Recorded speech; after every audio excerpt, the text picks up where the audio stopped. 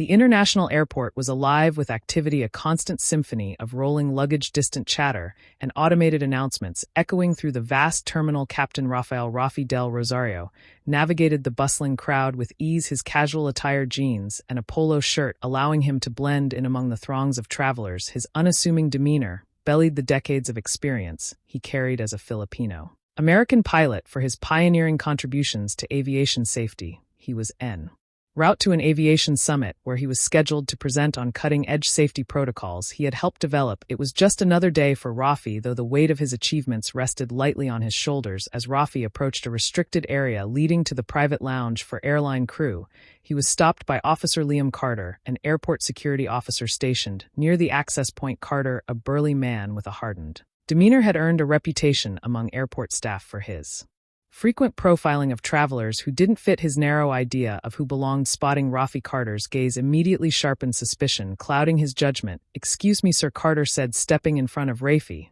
"This is a restricted area. Passengers aren't allowed beyond this point." Rafi offered a polite smile and reached for his ID. "I'm a pilot, officer. I'm heading to the crew lounge before my flight." Carter snorted, his eyes scanning Rafi from head to toe. "A pilot? Sure you are. Let me see that ID." Rafi handed over his identification, maintaining his composure despite Carter's dismissive tone. Carter glanced at the badge briefly, then shook his head. "This doesn't look legit.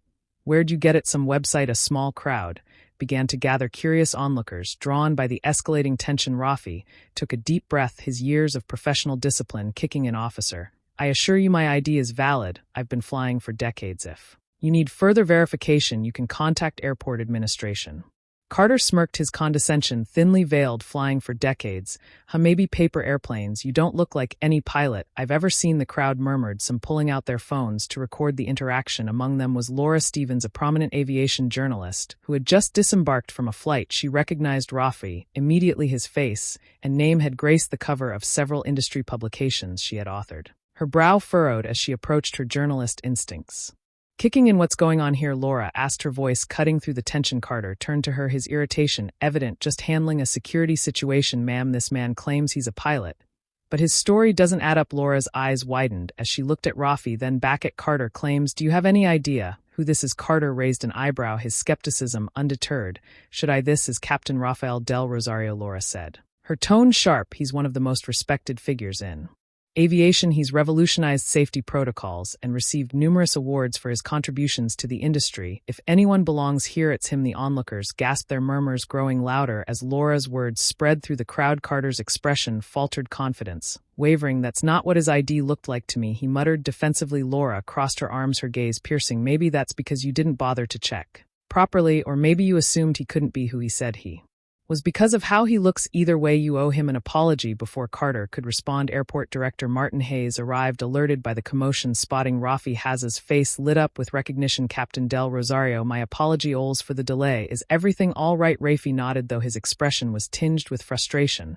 "There seems to have been a misunderstanding. Director, Officer Carter here. Didn't think I looked the part of a pilot." Hayes' face darkened as he turned to Carter. "Officer, Captain del Rosario is a guest of honor at today's aviation summit.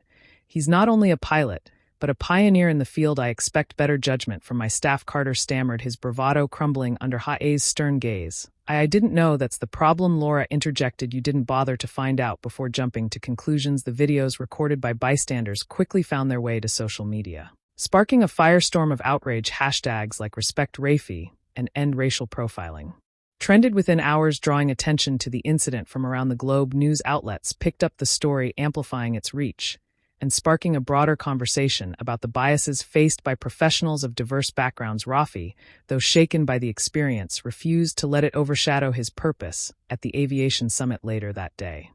He stood before a packed audience of industry leaders, his confidence undiminished. He spoke passionately about innovation, safety, and the importance of fostering inclusivity within the aviation field. "Today's skies are shared by people from every corner of the world," Rafi said, his voice steady. "If we are to navigate them safely and successfully, we must recognize and value the contributions of all individuals regardless of their background or appearance. Bias has no place in our industry or any The audience erupted into applause, rising to their feet in a standing ovation that lasted several minutes. Among them was Laura, who beamed with pride as she captured the moment for her article. Meanwhile, Officer Carter watched the event coverage from a breakroom television, his face a mix of shame and introspection. The airport administration had placed him on suspension and mandated him to attend cultural sensitivity and professional conduct training. The footage of his encounter with Rafi played on repeat in his mind, each frame forcing him to confront the prejudices that had clouded his actions. As the summit concluded, Rafi was approached by passengers and colleagues alike, all eager to express their admiration and support. Though the day had begun with an unjust encounter, it ended with a reaffirmation of his mission to break barriers and inspire change. Both in the cockpit and beyond, the story became a symbol of resilience and progress, highlighting the need for systemic change. While celebrating the achievements of those who rise above adversity, Rafi's legacy as an aviation pioneer remained untarnished, his story serving as a beacon of hope and possibility for future generations. Music